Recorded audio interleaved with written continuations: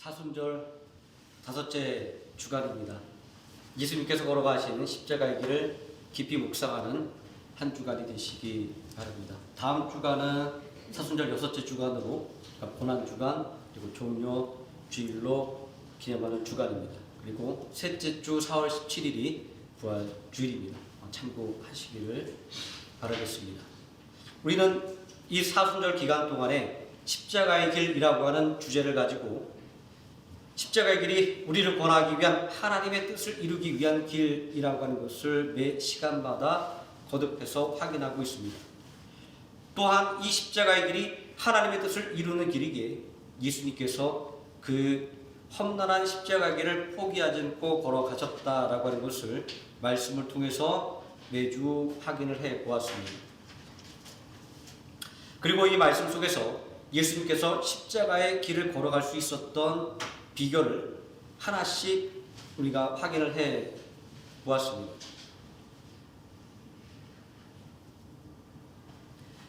우리가 이런 작업을 매주마다 반복하고 있는 것은 우리에게도 십자가의 길이 주어져 있기 때문입니다. 각자에게 주어진 사명이라고 하는 이 십자가를 지고 예수님께서 걸어가셨던 그 십자가의 길을 따라오라라고 하는 사명이 예수님을 구원자 그리스도로 믿고 고백하는 우리에게 주어져 있기 때문입니다. 이 사명을 생각하고 또 이 사명을 감당하기 위해서 오늘 이 시간도 우리는 예수님께서 그 십자가의 길을 걸어가셨던 비결을 확인하고 또 배우고자 합니다. 십자가의 길이라고 할 때 이 십자가라고 하는 이 단어를 통해서 이 길에는 고독함이 느껴질 수밖에 없습니다. 또 이 길에는 진한 아픔이 느껴질 수밖에 없습니다. 십자가가 가지고 있는 의미와 그리고 십자가의 길의 목표를 달성하기 위한 그 방법을 생각할 때 더더욱 그렇습니다.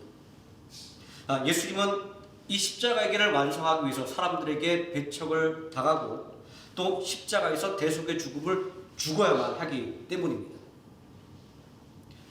이러한 십자가의 길을 걸어가는 예수님의 모습을 생각할 때 저는 이 말씀을 한 주간 붙들고 있으면서 내가 주를 처음 만났을 때라는 이 찬양이 떠올랐습니다.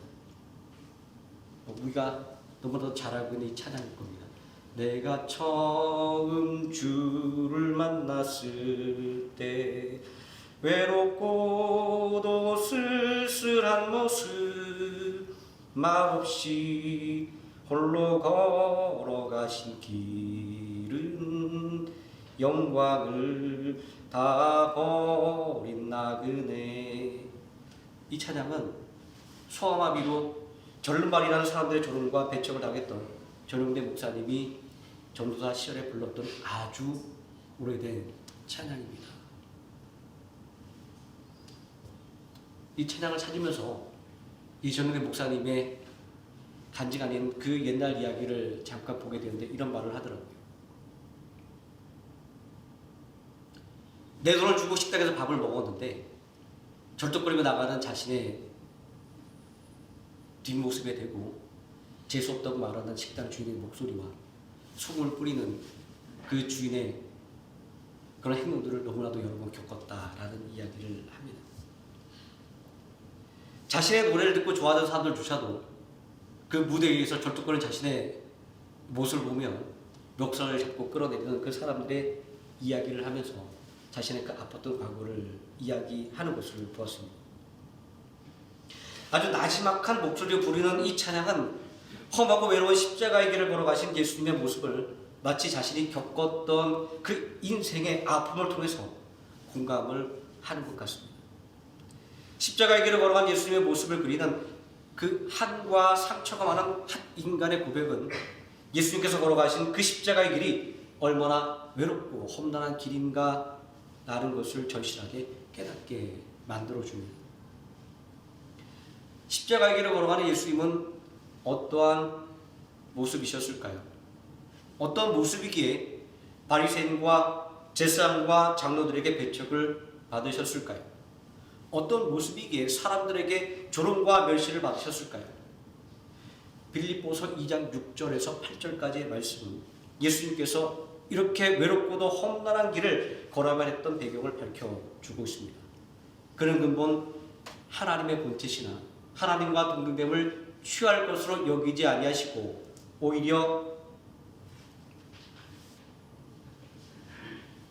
자기를 비워 종의 형체를 가지사 사람들과 같이 되셨고 사람의 모양으로 나타나사 자기를 낮추시고 죽기까지 복종하셨으니 곧 십자가에서 죽으시니라. 하나님의 영광이 아니라 종의 형체를 가지고 자기를 낮추어 죽기까지 복종하시는 이 예수님의 모습은 너무나도 보잘것없는 모습입니다. 이사야서 53장에서 그리고 있는 그 고난받는 종처럼 고운 모양도 없고 풍채도 없은즉 우리가 보기에는 흠발 만한 아름다운 것이 없도다 말하는 바로 그러한 모습이 예수님의 모습이었습니다. 옛날이나 지금이나 동양이나 서양이나 막론하고 사람을 판단할 때 그가 얼마큼 가지고 있느냐 또 그의 외모를 가지고 판단하는 풍조는 지금까지 절대로 변하지 않았습니다.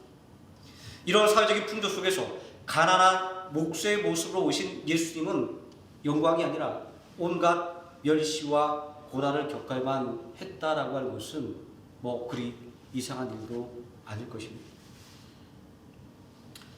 여기서 생각해 보았습니다. 누가 이러한 십자가의 길을 걸어갈 수 있을까? 누가 이러한 십자가의 길을 기쁨으로 감당할 수 있을까라고 말입니다. 인간적인 생각으로 판단할 때 없습니다. 하나도 없습니다. 우리 모두는 우리의 이 짧은 인생이지만 사람들 앞에 빛나는 것이 되기를 그렇게 소망하며 살아가고 있지 않습니까? 그런데 우리의 생각과는 반대로 십자가의 길을 예수님은 마다하지 않고 걸어가셨습니다. 그것도 억지로가 아니라 기쁨으로 말입니다. 어떻게 이러한 십자가를 참을 수가 있었을까요? 어떻게 그 십자가를 짊어질 수가 있었을까요? 우리는 이러한 궁금증을 가지고 지난 주간들을 말씀들을 통해서 한번 함께 고민해 보았습니다.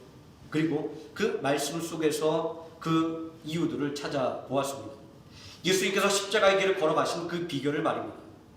성경 말씀을 통해서 확인할 수 있었던 비결은 이런 것들이었습니다. 죄인을 구원하고자 하시는 소망, 하나님 주신 사명과 하나님에 대한 확신, 그리고 한 영혼에 대한 애통함과 사랑이었습니다. 그러면 오늘 우리가 이 말씀을 통해서 새롭게 배우게 되는 십자가의 길을 걸어가는 비결은 무엇일까요? 또 십자가의 길을 걸어가는 예수님에게 힘이 되었던 것은 또 무엇이었을까요? 오늘 이 요한복음 12장 1절에서 11절의 말씀을 통해서 함께 살펴보고자 합니다. 오늘 우리는 함께 읽은 이 말씀 속에서 아주 특별한 장면을 하나 발견할 수가 있습니다. 2절 말씀에 있는 예수를 위하여 잔치할세라고 하는 구절입니다. 고단한 십자가의 길에 지친 예수를 위한 잔치가 베풀어졌다. 오늘 말씀은 이렇게 기록되어 있습니다. 예수님의 은혜를 받기만 하던 사람들의 모습 속에서 예수님을 위하여 무언가를 준비한 사람들이 있었다라고 하는 이 이야기는 참 생소하게 다가옵니다. 이 잔치를 준비하고 참여했던 사람들은 예수님이 전하는 천국복음으로 위로와 소망을 얻었고 예수님의 기사와 이적으로 불치병이 나음을 받았고 예수님의 권능으로 귀신에게서 해방되는 역사를 경험한 사람들이었습니다. 이들은 예수님에게 일방적으로 받기만 하는 사람들이었습니다. 하나님의 독생자 성자 하나님에게 아무것도 드릴 것이 없는 사람들이었습니다. 사람들의 멸시와 매척을 받으신 예수님 위해서 그들이 싸울 수 없었다라고 하는 점은 이들에게 아무런 힘이 없었다라고 하는 것을 암시해주고 있는 것입니다. 이런 면에서 예수님 앞에 나왔던 이 사람들은 예수님께 아무것도 드릴 것이 없는 무력한 사람들일 뿐이었습니다. 하지만 이런 생각도 어찌 본다고 한다면 물질 만능주의에 영향을 받아 살아가는 우리 지극한 인간적인 생각일지도 모른다라는 생각을 해보게 되었습니다. 왜냐하면 오늘 말씀은 분명하게 예수님의 은혜를 받기만 하던 사람들이 예수님을 위해 잔치를 베풀고 있는 모습을 분명하게 우리에게 증거하고 있기 때문입니다. 오늘 본문 말씀 속에서 등장하고 있는 이 잔치라고 하는 말은 참 거창하게 들립니다. 우리 옛날 시골 모습을 생각하면 잔치라고 하면 적어도 큰 돼지 한 마리 잡고 떡을 몇 마리씩이나 하고 상다리가 부러지게 차리는 그 음식을 떠올리게 됩니다. 하지만 여기에 기록되어 있는 잔치는 데이프논이라고 하는 이 단어를 쓰고 있는데 일반적인 저녁 식사를 가리키는데 주로 사용된다라고 합니다. 물론 잔치라고 하는 의미도 가지고 있다라고 합니다. 이렇게 볼 때 이 잔치는 소박한 식사의 자리로 이해할 수가 있습니다. 하지만 이 잔치가 예수님과 그리고 제자들을 위해서 또 예수님의 말씀을 듣는 사람들을 위해서 차려진 식사라고 하는 그 의미를 돌아볼 때 잔치라고 불리기에 전혀 손색이 없다 이렇게 이해할 수가 있습니다. 오늘 이 본문의 말씀은 이 잔치가 열린 배경을 우리에게 알려주고 있습니다. 1절 말씀에 이곳은 예수께서 죽은 자 가운데서 살리신 나사로가 있는 곳이라. 또 2절 말씀에 나사로는 예수와 함께 앉아 중에 있더라 라고 하는 이 말씀 속에서 이 잔치가 죽은 나사로를 죽은 자 가운데서 살려주신 예수님의 은혜에 보답하는 마음으로 차려진 것이다 라고 하는 것을 알 수 있습니다. 자, 인간적으로는 별 볼 일 없는 사람들이었지만 또 인간적으로는 예수님의 은혜에 보답할 만한 것을 가지고 있지 못한 사람들이었지만 예수님의 은혜에 감사하여 자신들이 드릴 수 있는 아주 함께 따뜻한 마음을 지어 드린 것입니다. 예수님을 향한 간절한 마음이 있었기에 이 소박한 식탁은 말 그대로 잔치가 된 것입니다. 잔치가 그려주는 이미지는 무엇인가요? 유쾌함, 즐거움, 행복, 기쁨, 아마 이런 것들입니다. 자, 모두의 마음이 하나 된 잔치는 외롭고 험난한 십자가의 길에 지친 예수님에게 얼마나 큰 위로와 활력이 되었을까요? 그리고 함께 식사를 나누며 예수님의 말씀을 듣고 또 예수님께 받은 은혜를 나누는 사람들의 모습 속에서 이 잔치가 예수님에게 얼마나 큰 힘과 위로가 되었을까 다시 한번 생각해 보게 됩니다.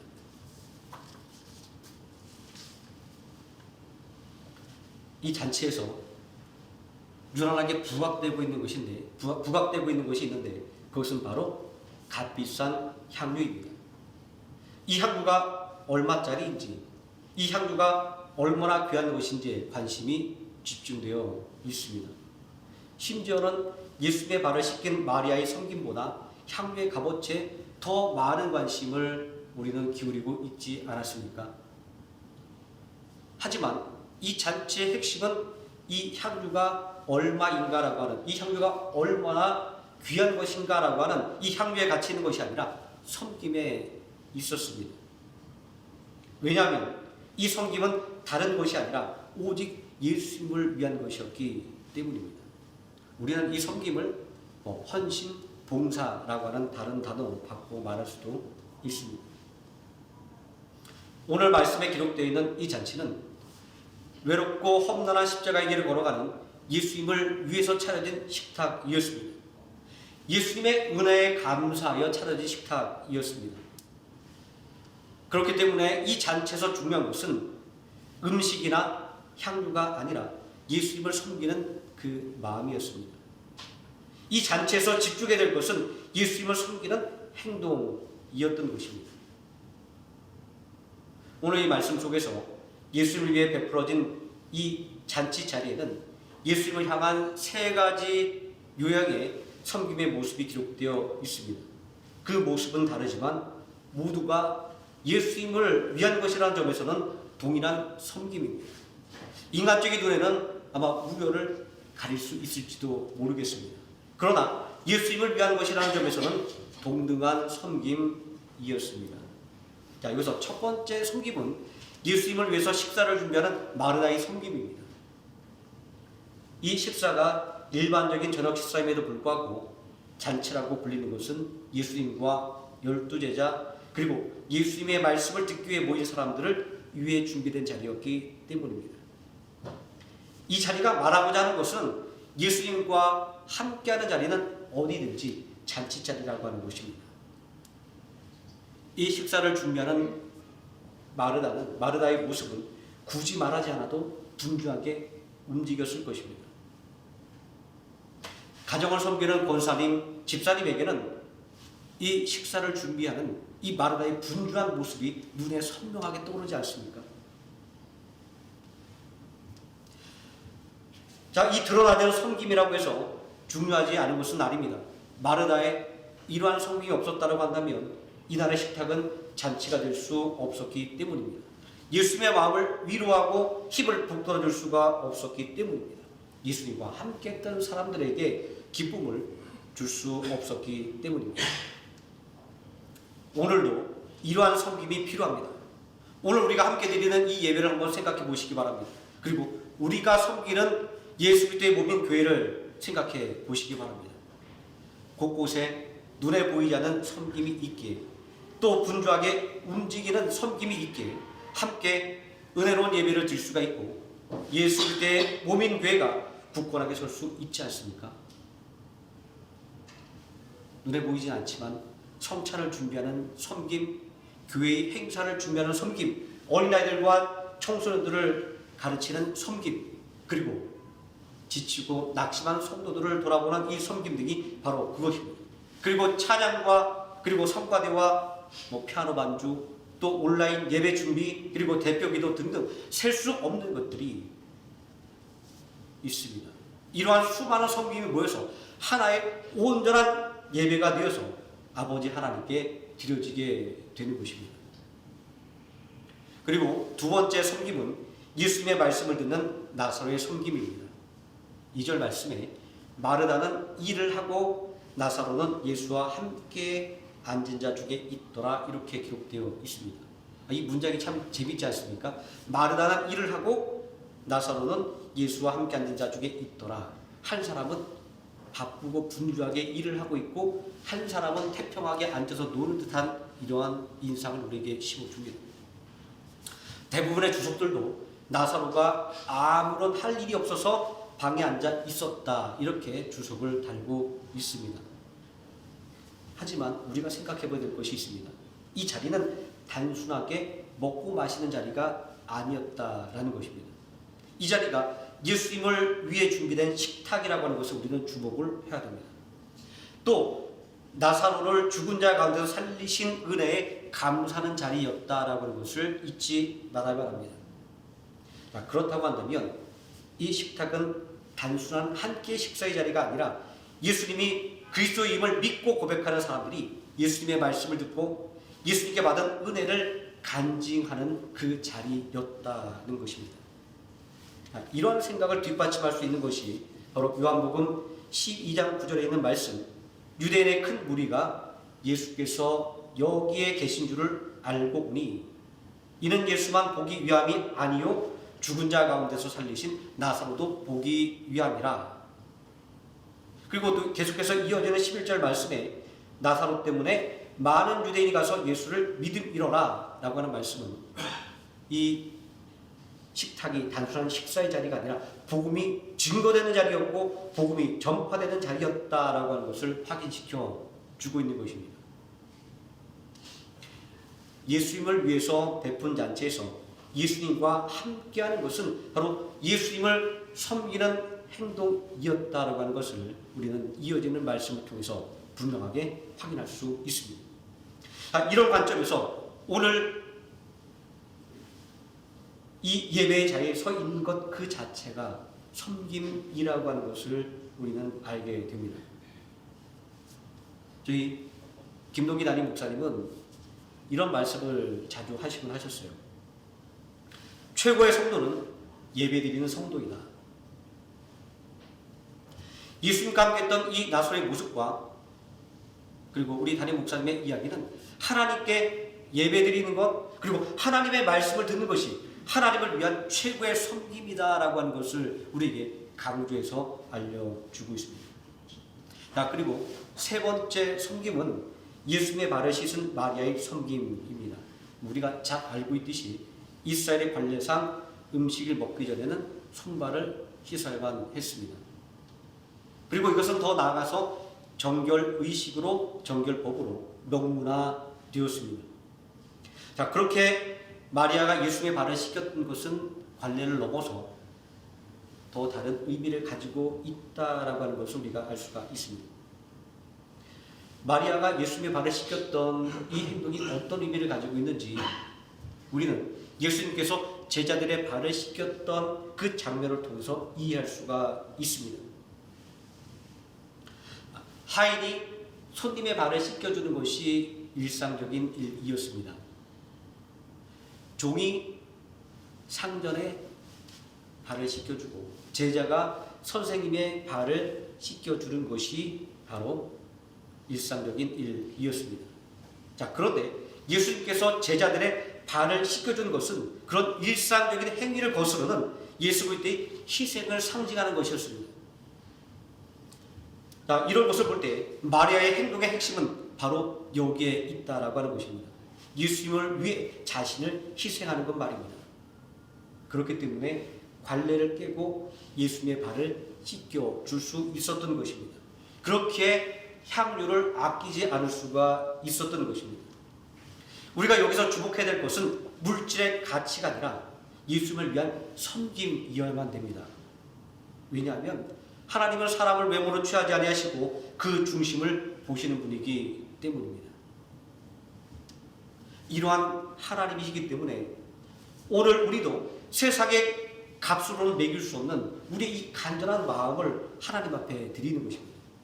세상적인 가치로서가 아니라 내가 가진 것 중에 가장 귀한 것으로, 그리고 내가 드릴 수 있는 것 중에 최고의 것으로 드리는 것입니다.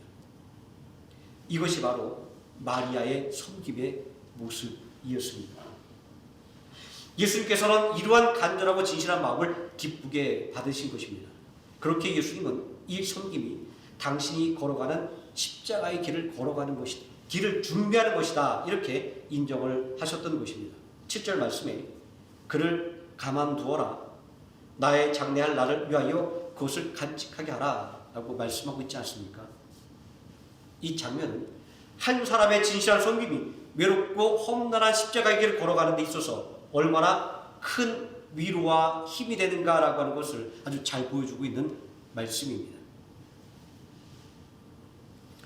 우리는 오늘 이 요한복음 12장의 말씀을 통해서 예수님을 위해 베풀어진 이 잔치를 통하여 진실한 섬김의 마음이 외롭고 험난한 십자가의 길을 걸어가는 예수님에게 큰 위로와 힘이 되었음을 알아보았습니다.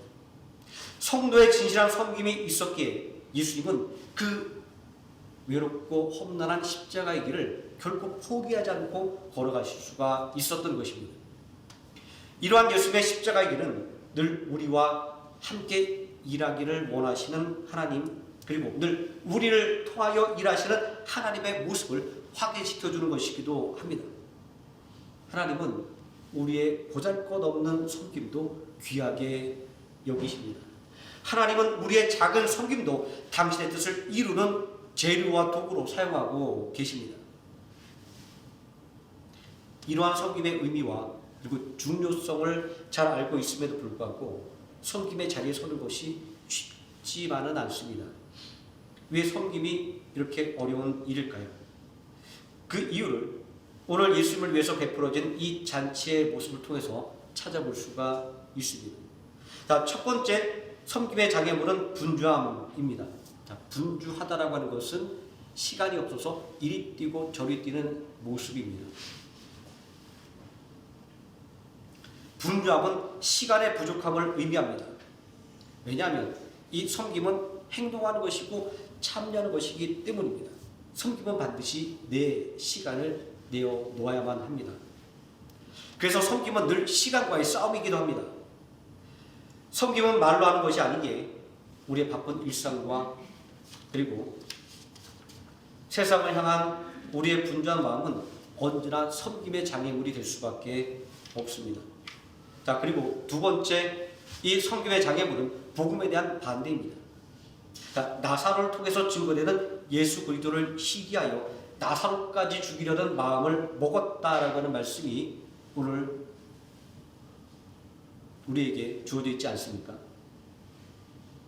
자, 이 이야기는 섬김의 길을 가로막는 것은 복음에 대한 부정적인 시각이라고 하는 것을 알 수가 있습니다. 우리가 은혜의 복음을 듣기 위해서 나온 것을 시기하는 영적인 세력이 분명히 있습니다. 우리가 복음에 증인된 것을 원치 않는 영적인 세력이 있습니다. 그렇기 때문에 예배를 위한 우리의 섬김은 언제나 부정적인 환경이라고 하는 장애물을 만나서 우리를 끊임없이 고민하게 만드는 것입니다. 그리고 세 번째, 섬김의 장애물은 낭비라고 하는 생각입니다. 예수님의 발에 향유를 묻는 행동을 유다가 나무라지 않습니까? 이 향유를 어찌하여 300데나리온에 팔아 가난한 자들에게 주지 아니하느냐? 하나님을 섬기는 그 섬김보다 더 가치 있는 일이 있다라고 세상은 이야기합니다. 그렇기 때문에 하나님을 섬기는 그 일은 낭비인 것이고 허비하는 것이다라고 이렇게 말할 수 있는 것입니다. 자, 유다가 하고 있는 이 말에 대해서 마태와 마가복음의 평행 구절을 통해서 볼 때 왜 비싼 향유를 허비했느냐라고 말하고 있습니다. 자, 여기서 허비라고 하는 이 말이 의도하고 있는 것은 마리아의 섬김이 부적절하다라는 것입니다. 또 마리아의 섬김이 쓸데없는 일이라는 것입니다. 심지어 우리는 신학적으로 이 사건을 두고도 거룩한 낭비라 이렇게 이름 짓고 있지 않습니까? 오늘 하나님을 위한 우리의 섬김도 마리아의 섬김과 같은 그런 대우를 받고 있습니다. 우리 이런 말을 자주 들었던 기억이 날 겁니다. 학창시절에는 야, 교회 가고 예배 드릴 시간에 공부를 좀 더 해라. 그리고 어른이 돼서 이런 말을 듣죠. 교회 갈 시간에 이 일을 더 해라.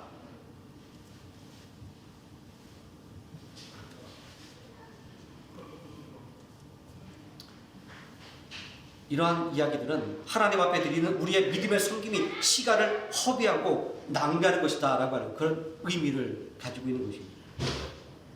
그런데 믿음의 섬김이 허비이고 낭비일까요? 마리아는 예수님께 받은 그 은혜를 생각하면 아무것도 아까운 것이 없어서 예수님께 드린 것인데 말입니다. 자신이 드릴 수 있는 가장 귀한 것으로 말입니다. 예수님의 말에 향유를 본 마리아의 행동이 허비, 낭비라고 하는 이 부정적인 말로 표현되고 있는 것은 전적으로 은혜를 모르는 사람들의 말입니다. 하나님의 뜻을 모르는 사람들의 말입니다. 그리고 하나님이 주신 그 은혜를 조금도 맛보지 못한 사람들의 말입니다. 오늘 우리가 함께 읽었던 이 요한복음 12장 1절에서 11절까지 이 잔치는 예수님을 위해서 베풀어진 잔치였습니다. 자, 그런데 이 마르다의 식탁의 섬김을 통해서 어떤 일이 일어났습니까? 예수님의 말씀을 듣기 위해서 사람들이 몰려들었습니다.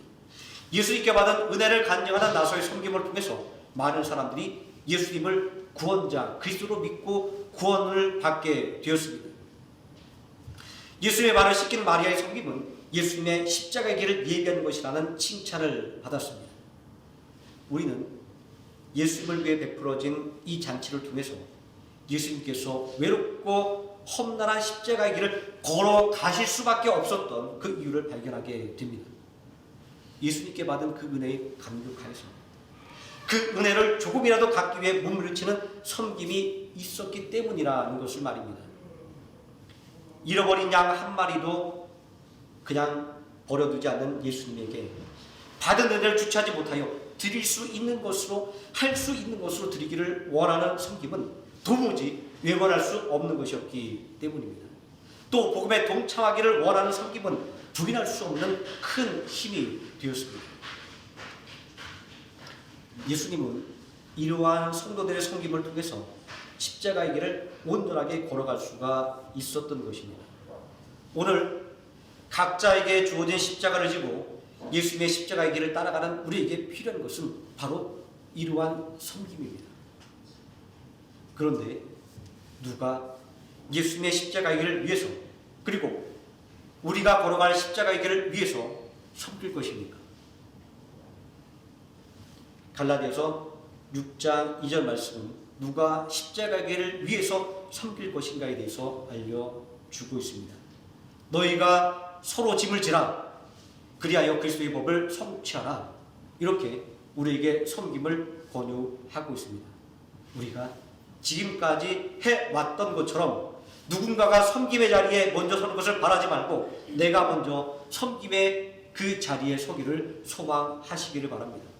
나의 섬김이 각자가 걸어가는 십자가의 길에 위로와 소망이 되게 하시기를 바랍니다. 바로 이것이 예수님의 십자가의 길을 따라 걸으며 예수님과 함께 승리하는 길입니다. 기도하시겠습니다. 전능하신 아버지 하나님, 한 사람 한 사람의 간절한 섬김이 우리 주님이 걸어가신 그 십자가의 길에 참된 힘이 되었음을 알게 됩니다. 그 은혜에 감격하여 그 은혜를 갚기 위하여 몸부림치는 그 연약한 인생들의 모습을 보며 당신에게 주어졌던 그 십자가의 길을 결코 외면할 수 없었던 그 예수님의 모습을 오늘 말씀을 통해 다시 한번 보게 됩니다. 마르다와 나사로와 마리아처럼 그 주님이 가신 길을 위하여 아낌없이 그들의 마음을 쏟아붓고 그들이 할 수 있는 것으로 섬겼던 것처럼 우리도 우리 주님의 십자가 길을 위하여 그리고 예수 그리스도를 믿은 모든 성도들이 걸어갈 그 십자가 길에 온전한 위로와 그리고 힘이 되는 그 섬김의 자리에 우리가 서기를 원합니다. 하나님, 우리의 심령에 온전한 마음을 더해 주시고 우리의 육신의 강건함을 더해 주시고로 말미암아 우리가 바로 그 섬김의 자리에 서서 그 십자가 길에 참된 위로와 힘이 되게 하여 주시옵소서. 예수님의 이름으로 기도드립니다. 아멘.